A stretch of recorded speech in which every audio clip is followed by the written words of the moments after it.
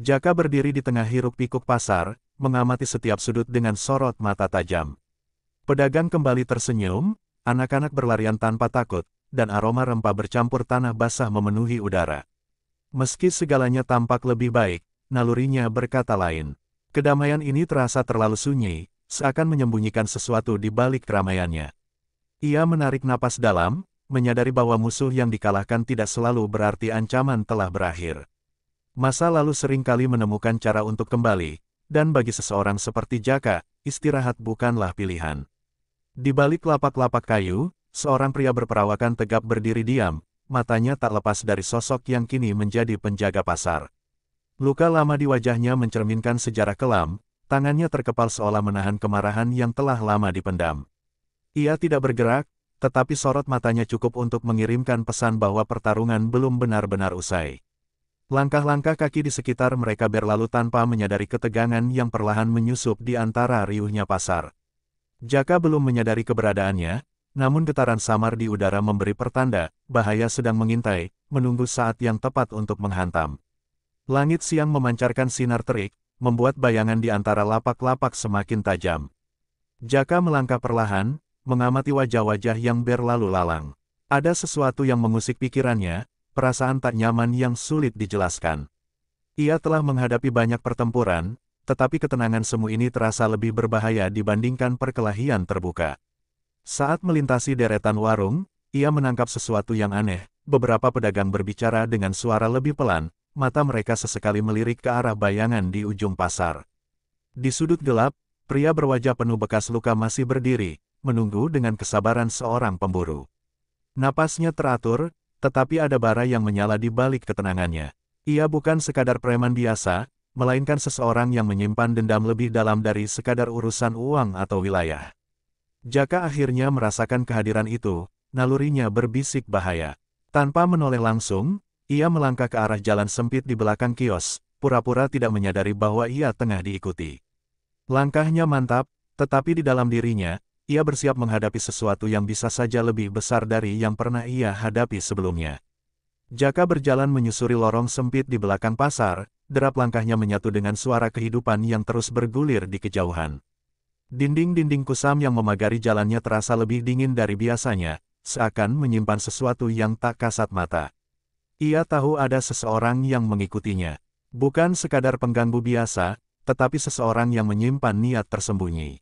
Nalurinya tajam, setiap gerakan di sekelilingnya tidak luput dari perhatian. Tiba-tiba, langkah di belakangnya terhenti. Hening, sejenak, udara seolah membeku. Jaka berhenti, membiarkan keheningan menggantung sebelum akhirnya berbalik cepat.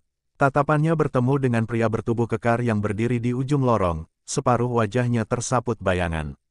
Bekas luka panjang di pipinya mencerminkan masa lalu yang kelam, sorot matanya penuh dendam. "Kau pikir sudah menang?" Suaranya serak, mengandung kebencian yang tertahan. Jaka tidak menjawab, hanya mengamati dengan sikap waspada. Ia tahu, kata-kata hanyalah awal dari sesuatu yang jauh lebih besar. Pria berwajah luka itu melangkah maju, sorot matanya tajam seperti bilah pisau. Cahaya remang dari celah bangunan mempertegas garis-garis keras di wajahnya, menampilkan bekas luka yang tampak seperti saksi bisu dari pertarungan yang telah ia lalui.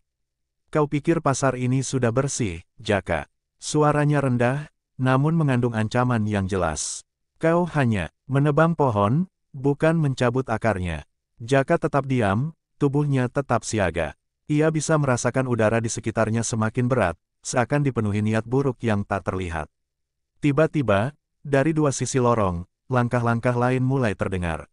Bayangan-bayangan muncul dari sudut gelap, masing-masing membawa sesuatu di tangan mereka, rantai besi, kayu, bahkan pisau. Mata mereka penuh dendam, menatap Jaka seolah ia adalah satu-satunya penghalang antara mereka dan kejayaan yang hilang. Jaka menarik napas dalam, kedua tangannya perlahan mengepal. Ia sudah siap menghadapi ini, sudah memperkirakan bahwa kemenangan atas bara hitam tidak akan membuat semuanya berakhir. "Kalau memang akar yang harus dicabut," katanya akhirnya, suaranya tenang tetapi penuh ketegasan, "maka aku akan mencabutnya sampai ke dasar." Tak ada lagi kata-kata. Pria itu memberi isyarat, dan dalam sekejap, lorong sempit itu berubah menjadi medan pertempuran. Udara di lorong terasa semakin mencekam. Para preman yang mengepung Jaka mulai bergerak, langkah mereka berat namun penuh keyakinan. Cahaya lampu jalan yang remang memantulkan kilatan pisau dan rantai di tangan mereka, seakan menunggu saat tepat untuk menghantam. Jaka mengatur napas, matanya tajam menilai setiap celah di antara lawan-lawannya. Ia tahu, bertarung di ruang sempit seperti ini berarti ia harus mengandalkan kecepatan dan ketepatan, satu kesalahan kecil bisa berakibat fatal. Tanpa aba-aba, serangan pertama meluncur. Sebuah rantai berayun ke arahnya, memecah udara dengan suara mendesis.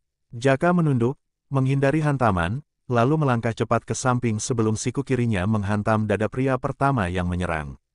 Tubuh lawan terhuyung, tetapi sebelum jatuh, dua orang lainnya sudah maju.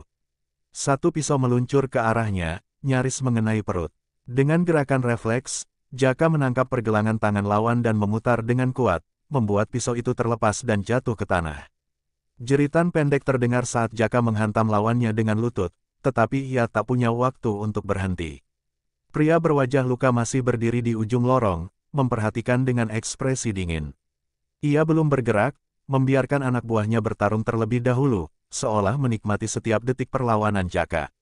Dari balik bayangan, tangannya perlahan merogoh sesuatu di balik jaketnya, sebuah belati panjang yang berkilat di bawah cahaya lampu redup. Jaka menyadari bahaya yang semakin dekat. Ia bisa mengalahkan preman-preman ini satu persatu, tetapi pria di ujung lorong bukan lawan biasa. Ada sesuatu dalam tatapan itu, sesuatu yang lebih gelap daripada sekadar dendam biasa. Dan saat pria itu akhirnya melangkah maju, Jaka tahu, pertarungan yang sebenarnya baru saja dimulai. Pria berwajah luka melangkah perlahan, belatinya berkilat di bawah cahaya redup. Sementara itu, tubuh anak buahnya tergeletak di sekitar lorong, meringis kesakitan setelah gagal menundukkan Jaka. Tidak ada amarah di mata pria itu, hanya tatapan dingin yang mematikan. Kau lebih tangguh dari yang kuduga, suaranya pelan, tetapi penuh tekanan. Tapi ini belum berakhir. Jaka tak menjawab, ia hanya mengatur napas, menyiapkan diri untuk serangan yang tak bisa diremehkan. Pria itu bukan sekadar preman biasa. Cara ia menggenggam belati, cara kakinya menapak ringan di atas tanah, semua menunjukkan pengalaman bertarung yang jauh lebih terasa dibanding para pengikutnya. Sekali gerakan salah, nyawanya bisa melayang. Tiba-tiba, pria itu menerjang.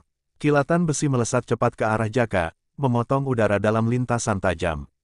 Jaka menghindar dengan tipis, tetapi ujung pisau tetap berhasil menyayat bahunya. Rasa perih menjalar, namun ia tak sempat memikirkannya. Serangan kedua datang lebih cepat, tusukan ke arah perut yang nyaris mengenai sasaran, jika saja Jaka tak menarik tubuhnya ke samping pada detik terakhir. Ia merespons dengan serangan balik, satu pukulan keras mengarah ke rahang lawannya. Namun, pria itu sigap, memiringkan kepala dan menghindari serangan dengan gerakan yang begitu terlatih. Dalam sepersekian detik, ia memutar belatinya dan mengayunkannya ke arah dada Jaka.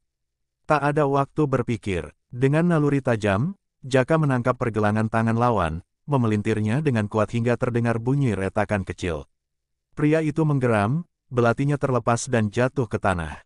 Jaka tak memberi kesempatan, satu hantaman telak menghantam ulu hati lawannya, membuatnya terhuyung ke belakang. Napasnya tersengal, namun sorot matanya tetap tak menunjukkan rasa takut. Kau pikir kau bisa membunuh semua bayangan masa lalu? Katanya dengan suara parau. Jaka menatapnya tanpa ragu. Aku tidak perlu membunuh mereka, jawabnya dingin. Aku hanya perlu memastikan mereka tak kembali. Dengan sisa tenaganya, pria itu mencoba menyerang lagi. Namun, kali ini Jaka sudah siap. Ia menghindar dengan gesit, lalu menghantamkan lututnya ke wajah lawannya. Tubuh pria itu ambruk, darah mengalir dari sudut bibirnya. Ia mencoba bangkit, tetapi tubuhnya sudah tak mampu lagi. Lorong itu kembali sunyi. Para preman yang tersisa tak berani bergerak, mata mereka dipenuhi ketakutan. Jaka melangkah mendekati tubuh pria berwajah luka yang kini tergeletak lemah. Ini pasar rakyat, bukan tempat untuk ancaman seperti kalian, suaranya tenang, tetapi tegas. Dengan tubuh penuh luka, Jaka berbalik dan meninggalkan lorong, membiarkan ketakutan menyusup ke hati mereka yang masih berdiri. Kemenangan bukan hanya tentang mengalahkan lawan, tetapi juga memastikan mereka tidak berani kembali. Dan hari itu, di lorong yang gelap dan berbau darah, bayangan lama akhirnya runtuh sepenuhnya. Jaka melangkah keluar dari lorong dengan tubuh penuh luka, napasnya masih berat setelah pertarungan sengit. Cahaya pagi yang menembus celah pasar terasa lebih hangat dibanding sebelumnya. Para pedagang yang melihatnya berdiri membisu, mata mereka dipenuhi kecemasan sekaligus kekaguman. Mereka tahu pertempuran baru saja terjadi, meski tak seorang pun berani bertanya. Di belakangnya, preman-preman yang tersisa memilih kabur, menyeret pemimpin mereka yang kini tak berdaya. Mereka tahu bahwa perlawanan sia-sia. Bara hitam telah tumbang, dan kini pemimpin bayangan mereka pun kalah. Tak ada lagi kekuatan yang bisa mengguncang pasar ini. Namun, Jaka tidak merayakan kemenangan. Baginya, ini bukan tentang menjadi penguasa atau menguasai wilayah, melainkan memastikan bahwa ketakutan tak lagi membayangi mereka yang mencari nafkah di sini. Seorang pedagang tua mendekat, membawa sebotol air dan sehelai kain untuk membersihkan luka di bahu Jaka. Sekarang, pasar ini benar-benar milik kita, katanya dengan suara bergetar. Jaka menerima kain itu, mengangguk pelan tanpa berkata-kata. Ia tidak butuh ucapan terima kasih, karena sejak awal, yang ia lakukan hanyalah melindungi mereka yang tidak bisa melawan. Dari kejauhan, suara pasar kembali bergema. Pedagang kembali berteriak menawarkan dagangan, anak-anak tertawa riang, dan roda kehidupan terus berputar seakan tak pernah ada pertumpahan darah. Jaka menatap sekeliling, merasakan sesuatu yang berbeda, bukan hanya ketenangan, tetapi juga kepastian bahwa kali ini, tidak ada yang akan berani merebut kebebasan mereka lagi. Ia menarik napas dalam, lalu melangkah pergi, meninggalkan pasar yang kini sepenuhnya menjadi milik rakyat. Tak ada lagi ketakutan, tak ada lagi bayangan lama yang mengintai. Hanya kehidupan yang berjalan seperti seharusnya, tanpa ancaman, tanpa rasa takut. Dan bagi Jaka, itu sudah cukup.